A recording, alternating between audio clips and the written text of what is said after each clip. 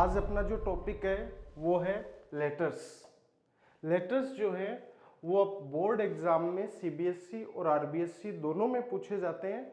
और आरबीएसई जो board exam है उसमें लेटर 7 मार्क्स का आता है और सीबीएसई बोर्ड एग्जाम में लेटर 6 मार्क्स का आता है। ठीक है, सीबीएसई में 6 नंबर का होता है लेटर और आरबीएसई बोर्ड में ये 7 नंबर का पूछा जाता है। तो अब हम सबसे पहले ये सीखेंगे कि लेटर्स जो होते हैं वो कितने टाइप के लेटर्स हमें पूछे जाते हैं। तो लेटर्स वैसे अपने पास दो तरह के लेटर होते हैं।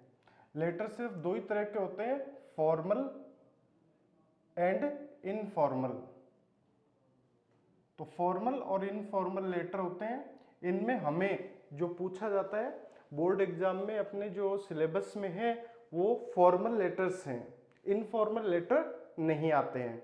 ठीक है, फॉर्मल और इनफॉर्मल में डिफरेंस ये है कि इनफॉर्मल लेटर्स जो है आप अपने दोस्तों को, रिश्तेदारों को, ठीक है, जिनको पत्र लिखते हैं आप, वो इनफॉर्मल लेटर्स होते हैं। और जितने भी ऑफिशियल वर्क से रिलेटेड जो लेटर्स लिखे जाते हैं वो लेटर्स फॉर्मल लेटर होते हैं। तो फॉर्मल लेटर अपने बोर्ड में जो सिलेबस है अपना उसमें कौन कौन से फॉर्मल लेटर दिए गए हैं। तो एक तो है अपने पास जॉब लेटर, दूसरा है अपने पास letter to the editor, letter to the editor, और तीसरा जो लेटर है अपने पास वो है बिजनेस लेटर, और चौथा लेटर जो अपने पास है वो है ऑफिशियल लेटर।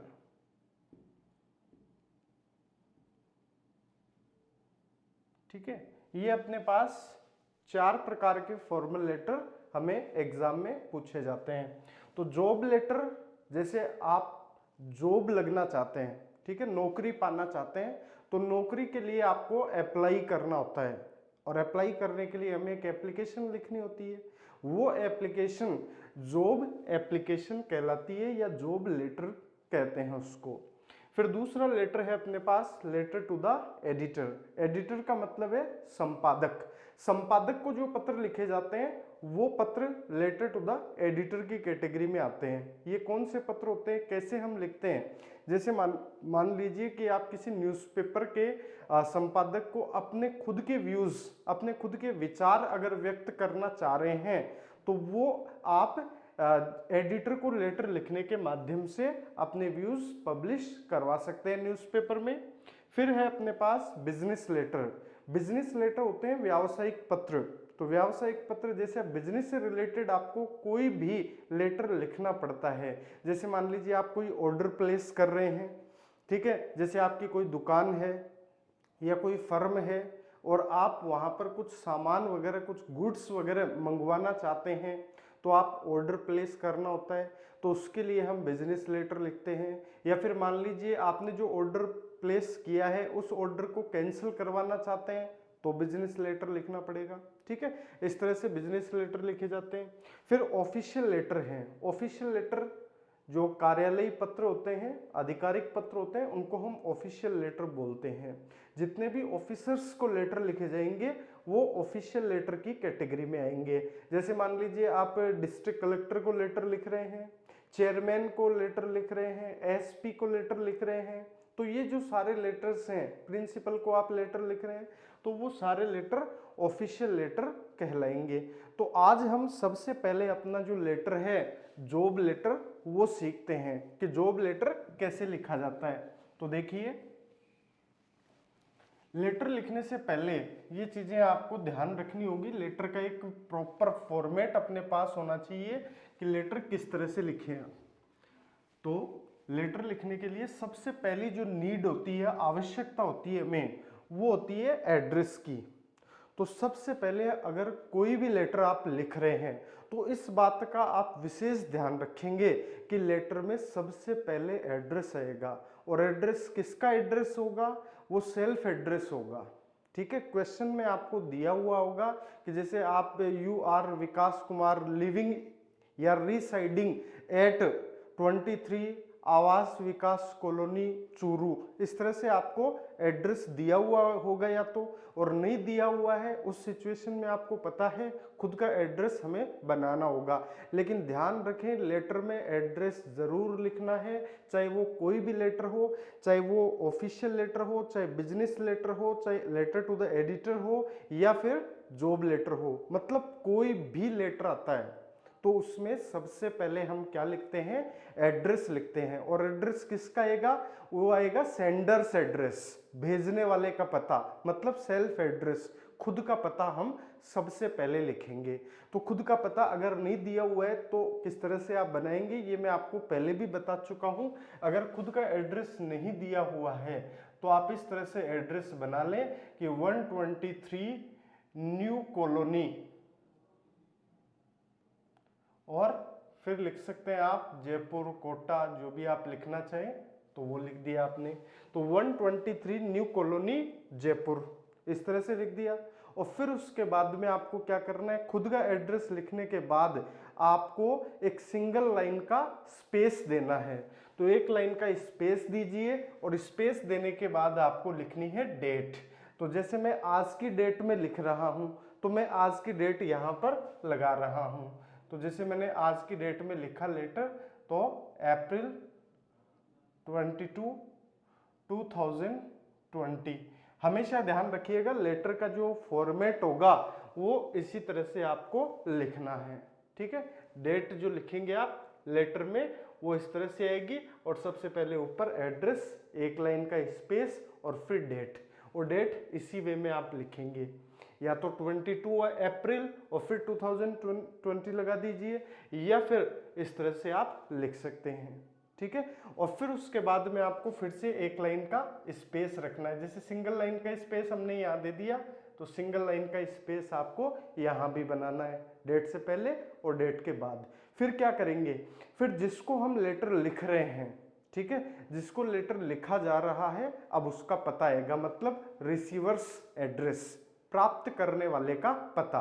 पहले खुद का पता, डेट, और फिर जिसको आप लेटर लिख रहे हो अब उसका एड्रेस हमें लिखना होगा।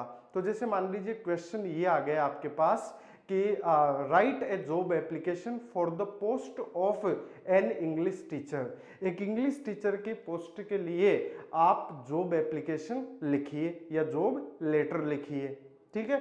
तो अब टीचर की पोस्ट के लिए लिखना है, इसमें कहीं ना तो आपका पता दिया हुआ है और न ही सामने वाले का पता दिया हुआ है। तो आप ध्यान से क्वेश्चन को देखेंगे तो आपको उसमें दूसरे वाले का पता मिल जाएगा। वो कैसे मिलेगा, जैसे राइट ए जॉब लेटर या right an application for the post of an English teacher. किसकी पोस्ट के लिए आपको एप्लीकेशन लिखनी है, लेटर लिखना है, टीचर की पोस्ट के लिए, इंग्लिश टीचर की पोस्ट के लिए लिख रहे हैं। और टीचिंग पोस्ट जो होती है उसकी रिक्वायरमेंट कहाँ होती है, बिल्कुल सही, स्कूल में होती है ना। तो हम स्कूल का एड्रेस यहाँ पर लेंगे, और स्कूल में जो लेटर लिखा जाएगा वो किसको लिखा जाएगा, प्रिंसिपल को लिखा जाएगा, ठीक है। तो हम यहाँ पर लेंगे द प्रिंसिपल, ये एड्रेस जो आएगा यहाँ पर लिखा जाएगा द प्रिंसिपल, ठीक है। प्रिंसिपल में आप पी कैपिटल रखेंगे हमेशा, द प्रिंसिपल। और फिर उसके बाद आपको स्कूल का नाम लिखना है। अब स्कूल का नाम तो यहाँ नहीं दिया हुआ था, उस स्थिति में हम क्या करेंगे, ABC सीनियर सेकेंडरी स्कूल, इस तरह से हमने ये स्कूल का नाम बना लिया कि the principal ABC senior secondary school. अब जगह का नाम आप लिख लीजिए, जैसे आपने यहाँ पर जयपुर लिखा है तो आप यहाँ पर और कोई जगह का नाम लिख सकते हैं। जैसे मान लीजिए आपने यहाँ लिख दिया कोटा, तो क्या हो गया, the principal ABC senior secondary school Kota, मतलब कोटा की कोई स्कूल है उसमें आप अप्लाई करना चाह रहे हैं। ये लिखने के बाद आपको फिर एक लाइन का स्पेस देना होगा और फिर लिखना होगा सब्जेक्ट। और सब्जेक्ट मतलब विषय, ये विषय का मतलब आप ये क्या लिख रहे हैं, ठीक है, किस चीज पर आप लिख रहे हैं। तो आपका लेटर का जो सब्जेक्ट है वो ज्यादा बड़ा नहीं होना चाहिए, स्मॉल होना चाहिए। तो ये लिख क्या रहे हैं आप, एक एप्लीकेशन लिख रहे हैं तो एन एप्लीकेशन। किस चीज के लिए लिख रहे हैं application? For the post of an English teacher. एक इंग्लिश टीचर की पोस्ट के लिए आप अप्लाई कर रहे हैं, तो ये आपका सब्जेक्ट हो गया कि सब्जेक्ट आ गया an application for the post of an English teacher. अब इस सब्जेक्ट को आप अंडरलाइन कर दीजिए जिससे हमारा बिल्कुल सुंदर दिखाई दे और प्रॉपर वे में आपको नजर आए सब्जेक्ट, अपना देखने वाले की नजर तुरंत सब्जेक्ट पर जाए। तो सब्जेक्ट से पहले और सब्जेक्ट के बाद आपको एक एक सिंगल लाइन का स्पेस देना है और फिर यहाँ पर लिखेंगे आप सर। ठीक है, तो देख लीजिए यहाँ तक की चीज अच्छे से समझ लीजिए। सबसे पहले ऊपर ही ऊपर लेटर को लिखते वक्त हम क्या लिखेंगे? सेल्फ एड्रेस, खुद का पता, सेंडर्स एड्रेस जिसको हम बोलते हैं। तो अपना पता आएगा, यहाँ पर ऊपर ही ऊपर नहीं दिया हुआ है उस स्थिति में आप ये लिख देंगे, और दिया हुआ है तो वो का वो एड्रेस आ जाएगा। तो ये जैसे मकान नंबर हो गए 123, कोई भी कॉलोनी, किसी भी रोड, इनका नाम आप लिख सकते हैं। तो ये न्यू कॉलोनी लिख दिया, जैसे सब जगह मौजूद होती है न्यू कॉलोनी, फिर जयपुर लिख दिया। फिर सिंगल लाइन का स्पेस दे करके डेट, और फिर सिंगल लाइन का स्पेस दे करके एड्रेस। हमने डेट से पहले और डेट के बाद एक एक लाइन का स्पेस रखा है, और वो क्यों रखा है? वो इसलिए रखा है कि अपने दोनों जो एड्रेस हमने लिखे हैं, सेंडर्स एड्रेस और रिसीवर्स एड्रेस, ये दोनों सेपरेट नजर आए। अन्यथा क्या होगा कि वो मिक्स में नजर आएंगे, पता नहीं चलेगा कि किसका एड्रेस है किसका एड्रेस नहीं है। इसलिए ये एड्रेस सेपरेट करने के लिए हमने एक लाइन पहले और एक लाइन बाद में स्पेस दे दिया। फिर उसके बाद हमने सब्जेक्ट लिखा, सब्जेक्ट से पहले सब्जेक्ट के बाद स्पेस दे रहे हैं, और वो क्यों दे रहे हैं? ताकि हमारा सब्जेक्ट हाईलाइट हो सके। और फिर उसके बाद सर लिखेंगे। सारा काम अपना जो लेटर में चलेगा वो अपना लेफ्ट हैंड साइड ही चलेगा, राइट हैंड साइड ना लिखें। ठीक है, तो फिर सर लिखने के बाद अब आपको अपना लेटर स्टार्ट करना है। तो मैं यहाँ वापस इसको मिटा करके दोबारा से स्टार्ट कर रहा हूँ, ये चीज आपके समझ में आ गई होगी। सर के बाद आपको क्या लिखना है वो देखिए। तो हम यहाँ स्टार्टिंग करेंगे वो इस तरह से करेंगे, समझते जाएं साथ साथ ही, ताकि लेटर साथ साथ ही क्लियर हो जाए। तो हम यहाँ सर लिखा था, सर के बाद अब आपको क्या लिखना है?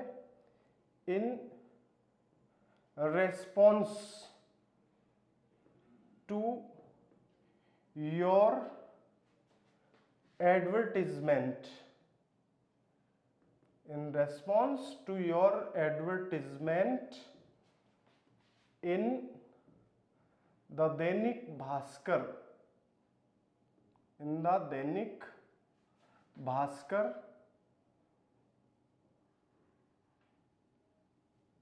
ठीक है। जैसे इन रेस्पॉन्स मतलब जवाब में, रेस्पॉन्स क्या होता है? जवाब। तो जवाब में, किसके जवाब में? टू योर एडवर्टीजमेंट, आपका जो एडवर्टीजमेंट था, विज्ञापन था, उसके जवाब में।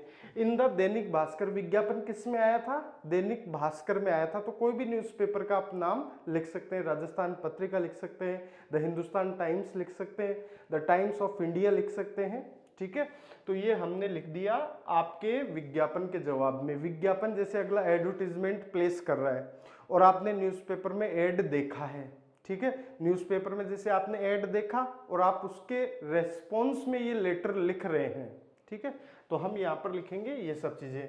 फिर उसके बाद ये न्यूज़पेपर जो था, इसमें एडवर्टीजमेंट किस डेट को आया था? तो डेटेड लिख दीजिए, इतनी तारीख वाला। डेट मतलब होती है तारीख, डेटेड मतलब तारीख वाला। तो दैनिक भास्कर था, कितनी तारीख वाला था? तो डेटेड।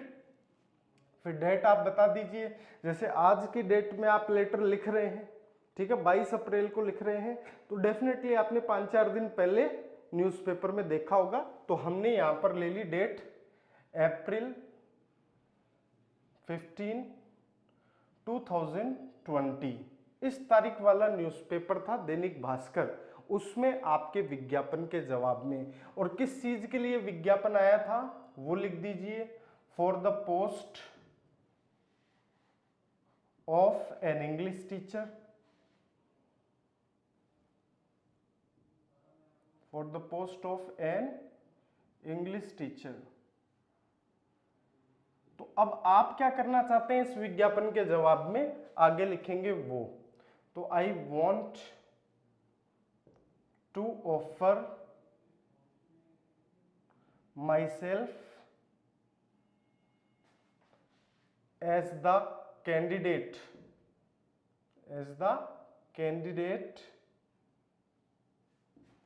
For the post.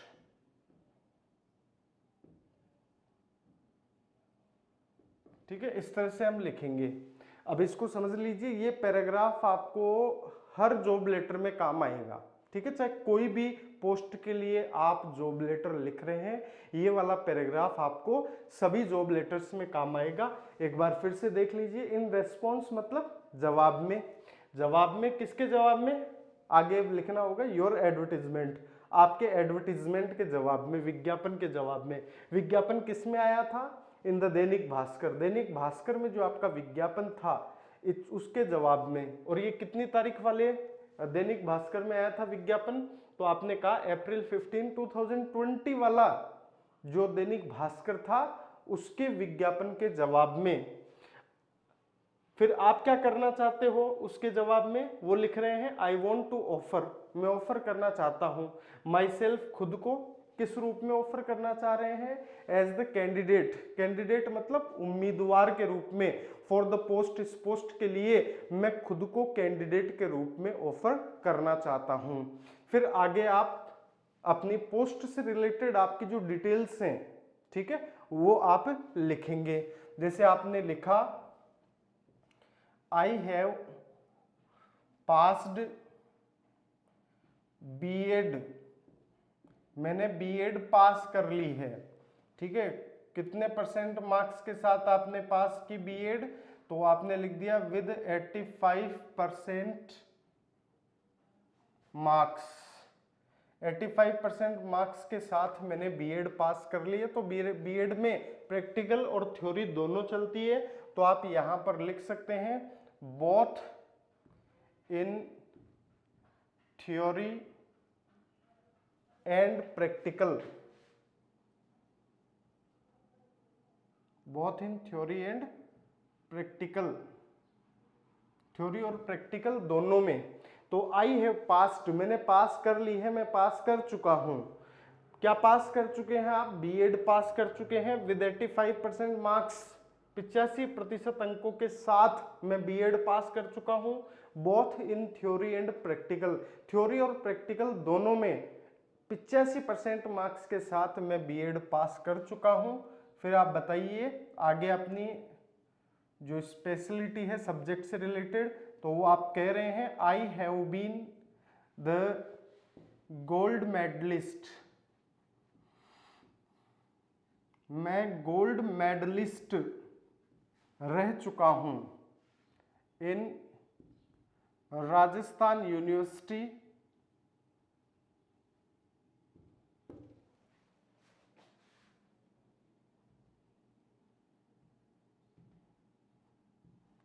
इन 2015, मैं 2015 में गोल्ड मेडलिस्ट रह चुका हूं। आई हैव बीन, मैं रह चुका हूं द गोल्ड मेडलिस्ट, स्वर्ण पदक विजेता, गोल्ड मेडलिस्ट में रह चुका हूं इन राजस्थान यूनिवर्सिटी, राजस्थान यूनिवर्सिटी में इन 2015 में मैं राजस्थान यूनिवर्सिटी का गोल्ड मेडलिस्ट रह चुका हूं। और वर्तमान में आप क्या कर रहे हैं वो बता दीजिए। तो आप कह रहे हैं एट प्रेजेंट, वर्तमान में I am teaching in A reputed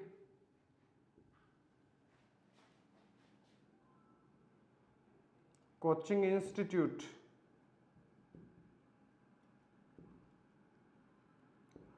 तो वर्तमान में मैं क्या कर रहा हूं? आई एम टीचिंग में पढ़ा रहा हूं इन ए रेपुटेड, एक प्रतिष्ठित कोचिंग संस्था में मैं पढ़ा रहा हूं। फिर आप लिखिए लास्ट पैराग्राफ अपना, I can assure you of my best services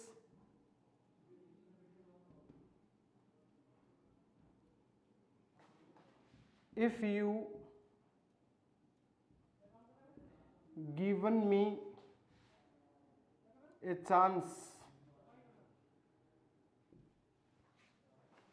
आप कह रहे हैं कि आई कैन अश्योर यू, मैं आपको अश्योर कर सकता हूं, विश्वास दिला सकता हूं, ऑफ माई बेस्ट सर्विसेज, मेरी सबसे अच्छी सेवाओं का, सर्विसेज का मैं आपको विश्वास दिला सकता हूं। इफ यू गिव मी, अगर आप गिव देते हैं, मी मुझे, एक चांस, एक अवसर, एक मौका अगर आप मुझे देते हैं तो मैं आपको अपनी सबसे अच्छी सेवाओं का विश्वास दिला सकता हूं। I am enclosing my resume with this letter। तो लास्ट में आप कह रहे हैं कि आई एम एनक्लोजिंग, मैं एनक्लोज कर रहा हूं। एनक्लोज करना होता है संलग्न करना, मतलब साथ में लगाना, अटैच करना। तो मैं अटैच कर रहा हूं, एनक्लोज कर रहा हूं माय रिज्यूमे, मेरा जो रिज्यूमे है। रिज्यूमे किसको बोलते हैं? रिज्यूमे बोलते हैं पर्सनल डिटेल्स को, व्यक्तिगत विवरण को, जिसको हम बायोडाटा भी कहते हैं, सीवी भी कहते हैं, क्यूरिकुलम वाइटे भी कहते हैं। ठीक है, तो ये वही है रिज्यूमे। तो मैं अपना रिज्यूमे लगा रहा हूं, संलग्न कर रहा हूं विद दिस लेटर, इस लेटर के साथ साथ मैं अपना रिज्यूमे भी लगा रहा हूं। और लास्ट में आप कहेंगे थैंकिंग यू, अपना लेटर फिनिश करेंगे थैंकिंग यू, और फिर एक लाइन का स्पेस देंगे और आप लिखेंगे योर्स फेथफुली, आपका विश्वसनीय, और फिर उसके बाद आप लिखेंगे योर्स फेथफुली के बाद अपना नाम। तो जैसे आप कोई भी नाम लिख सकते हैं, जैसे आपने यहाँ पर लिख दिया विक्रम कुमार। अब आप एनक्लोज क्या कर रहे हैं साथ में, वो नीचे लिख देंगे एनक्लोज्ड, और फिर यहाँ डैश लगा के लिख देंगे रिज्यूमे, कि मैं अपना रिज्यूमे यहाँ एनक्लोज किया गया है। ठीक है, तो ये अपना लेटर तैयार होता है। लेकिन लेटर अभी यहीं पर फिनिश नहीं हुआ है। जॉब लेटर तब तक फिनिश नहीं माना जाता है जब तक आप उसका रिज्यूमे एनक्लोज नहीं करते हैं। रिज्यूमे, बायोडाटा, सीवी, क्यूरिकुलम वाइटे, जब तक आप उसके लेटर के साथ अटैच नहीं करते हैं तब तक आपका जॉब लेटर कंप्लीट नहीं माना जाता है। तो अब हम रिज्यूमे तैयार करेंगे। तो देखिए रिज्यूमे आप किस तरह से तैयार करना होगा वो सीखिए। तो यहाँ पर हम अपना रिज्यूमे बनाना भी सीखते हैं।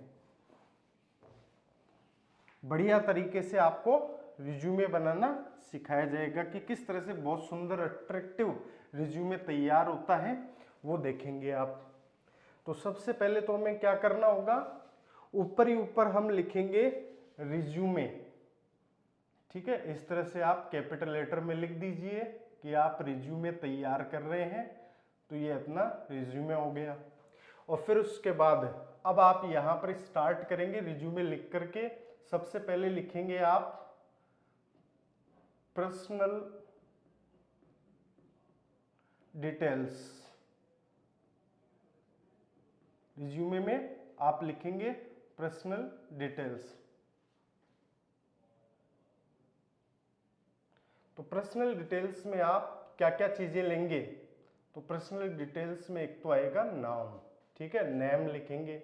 यहां पर आप इसको बीच में कॉलन मार्क लगा लीजिए, नेम। नेम के बाद आप लिखेंगे फादर्स नेम,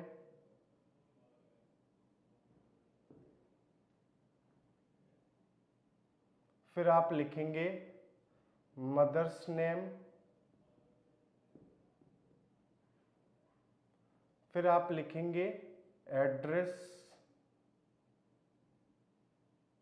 और फिर लिखेंगे डेट ऑफ बर्थ, और फिर लिखेंगे आप लास्ट में मैरिटल स्टेटस।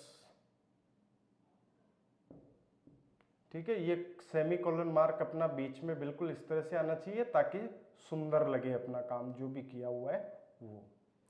तो ये अपनी पर्सनल डिटेल्स आ गई।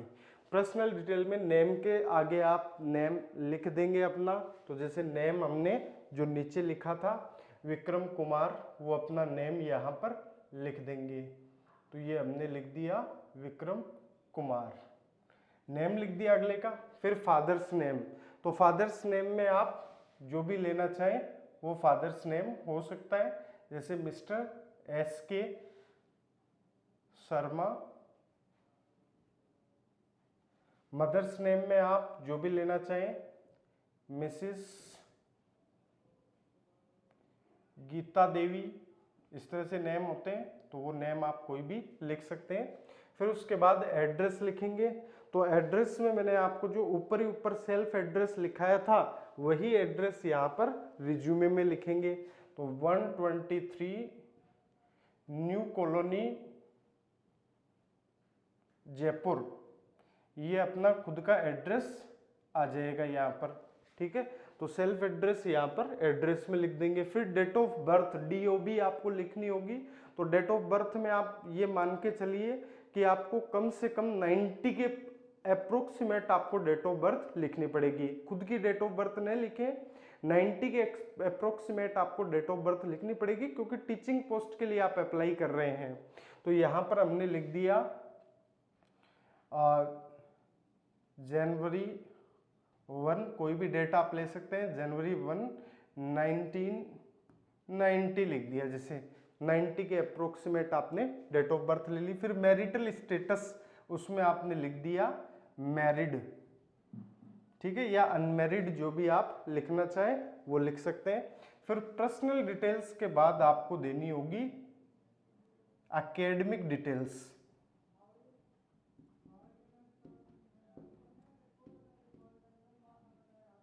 एकेडमिक डिटेल्स आप दीजिए। फिर उसके बाद एकेडमिक डिटेल्स आप किस तरह से देंगे, डिटेल्स यहाँ पर एकेडमिक डिटेल्स में आप एक इस तरह से बॉक्स बना लीजिए,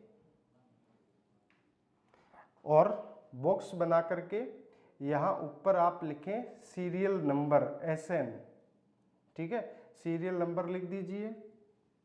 सीरियल नंबर में यहाँ पर आप लिखिए 1 2 3 4 एंड 5, ठीक है। इस तरह से 5 डिटेल्स आपको लेनी होगी। फिर उसके बाद आपको लिखना होगा यहाँ पर क्लास, ठीक है, क्लास लिख लीजिए। और क्लास लिखने के बाद अब आपको लिखना होगा, क्लास के बाद आप लिखें बोर्ड और यूनिवर्सिटी, बोर्ड और यूनिवर्सिटी लिखें क्लास के बाद। और फिर बोर्ड और यूनिवर्सिटी के बाद आप लिखेंगे ईयर, कौन सी ईयर में आपने पास की थी क्लास, वो आ जाएगा। फिर उसके बाद आप लिखेंगे परसेंटेज, और फिर ये आपका बॉक्स क्लोज हो जाएगा। एकेडमिक डिटेल से रिलेटेड बॉक्स अपना बन जाएगा। तो यहाँ पर हम क्लास में सबसे पहले लिखेंगे क्लास 10th, फिर क्लास 12th, फिर उसके बाद आ जाएगी BA, और फिर आपने की मान लो B.Ed, तो B.Ed लिख दिया यहाँ पर। और फिर आपने मान लीजिए MA की है तो MA लिख दिया, ठीक है। MA पहले भी लिख सकते हैं, बाद में भी लिख सकते हैं। बोर्ड और यूनिवर्सिटी में जैसे आपने BSER से की है, RBSC जिसको हम BSER भी कहते हैं, ठीक है, board of secondary education of Rajasthan. और फिर उसके बाद यहाँ पर 12th भी आपने BSER मतलब RBSC से की है, और फिर BA आपने राजस्थान यूनिवर्सिटी से किया है, तो यहाँ पर राजस्थान यूनिवर्सिटी लिख दीजिए। और फिर B.Ed भी मान लीजिए आपने राजस्थान यूनिवर्सिटी से किया है, तो राजस्थान यूनिवर्सिटी लिख दीजिए। MA भी आपने राजस्थान यूनिवर्सिटी से किया है, तो MA का भी आप राजस्थान यूनिवर्सिटी लिख दीजिए। फिर आपने ईयर, पासिंग ईयर लिखना, तो फिर आपको पासिंग ईयर लिखना है कि कौन सी ईयर में पास किया हुआ आपका, जैसे 10th जो थी वो आपने किस ईयर में पास की, तो उसका ध्यान आप विशेष रखिएगा कि जैसे आपने MA जो थी वो 2015 में पास की है, उसमें आपने लिखा ना 2015, तो MA से ही हम चलते हैं। 2015 में आपने MA की, तो उससे 2 साल पहले का आपको डेट लेना है, क्योंकि 2 साल जो है वो एमए में लग जाते हैं। तो 2 साल पहले का आपको लिखना है बीएड के बारे में। तो बीएड आपने 2013 में किए, फिर उसके बाद एमए किए, तो 2 साल एमए में लग गए। फिर बीएड करने में उस समय 2013 में 1 ईयर प्रोग्राम था बीएड का, तो आप 1 ईयर ले सकते हैं इसमें। तो यहाँ 1 ईयर का मतलब हो गया 2012 में आपने बीए पास कर ली थी। अब बीए पास करने में मिनिमम 3 इयर्स की रिक्वायरमेंट होती है, तो 3 इयर्स के लिए आपने यहाँ पर लेना है 2009 में आपने 12th पास आउट की, और 12th से 10th पास आउट करने में 2 साल लगते हैं, तो यहाँ पर आपने लिख दिया 2007। फिर उसके बाद आपको परसेंटेज लिखनी है। अब परसेंटेज में मुझे पता है कम तो कोई लिखने वाला है नहीं, चाहे कितनी भी परसेंट आई हो खुद की, लेकिन यहाँ पर हम अपनी भड़ास निकाल सकते हैं। तो परसेंटेज आप लिख रहे हैं तो कम न लिखते हुए आप बढ़िया परसेंटेज लिखिए 85, 87, और फिर उसके बाद यहाँ पर बीए में थोड़ा परसेंटेज कम हो जाती है तो 80, और फिर बीएड में आपकी बढ़िया परसेंटेज बन जाती है 85। लेकिन एमए में आप इंग्लिश लिटरेचर से एमए कर रहे हैं तो वहाँ पर परसेंटेज बहुत कम बनती है, तो यहाँ आपने 70% कर लेना है। ठीक है, तो ये अपना एकेडमिक डिटेल्स के लिए एक टेबल चार्ट तैयार हो जाएगा। एकेडमिक डिटेल्स लिखने के बाद 3 तरह की डिटेल्स होगी। कौन कौन सी होगी? Personal details. पर्सनल डिटेल्स में आप क्या क्या चीजें लेंगे? Name, father's name, mother's name, address, date of birth, marital status, और फिर उसके बाद एकेडमिक डिटेल्स।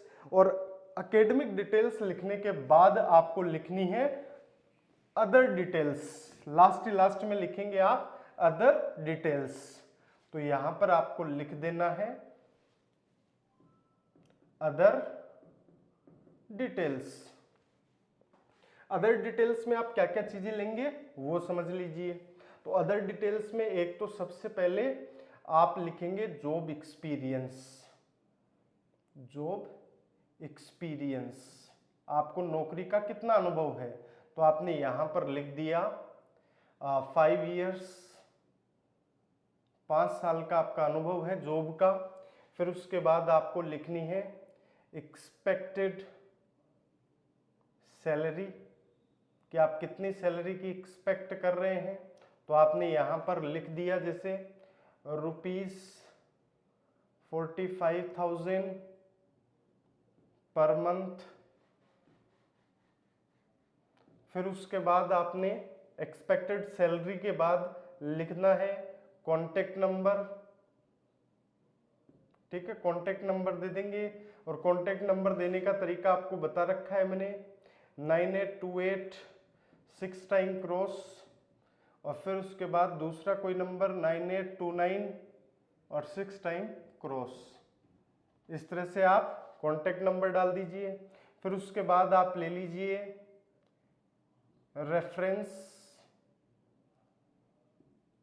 मतलब आप किसका रेफरेंस लगा रहे हैं, किसकी रेफरेंस से आप आ रहे हैं यहाँ पर, तो रेफरेंस आपको लिख देना है। जैसे मान लीजिए आपने रेफरेंस दे दिया मिस्टर व्यास का रेफरेंस से आप आ रहे हैं, तो मिस्टर व्यास, और मिस्टर व्यास कौन है उनके बारे में आप बता दीजिए।